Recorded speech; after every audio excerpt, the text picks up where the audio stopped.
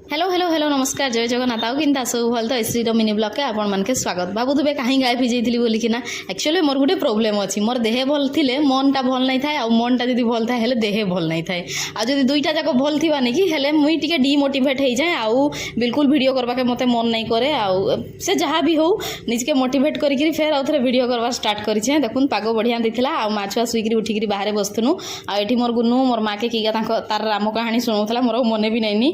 आउ डिनर रे आज बनाऊली मुई मटर घांट तरकारी ए रेसिपीटा मुई बहुत दिन है बनैबी भावुली जे हेले करि नहीं केबे आज करली आउ रेसिपी नहीं सुट करी आउ एटा टिके ऑयलिंग करछे मुंडरे कि सकाळे पैक लगेइथिली तो हेले आज ऑयलिंग करछे खाली शैम्पू करबी आउ सांगरे घांट सांगरे चकुली पिठा बनैछि फास्ट गुनु के एठी मुई बाड़ी दोचे गुनु लगी गुनु के आगे खोई देबी तार पर समस्त को लई करबी आउ घांट तरकारीटा नहीं कि मस्त लागला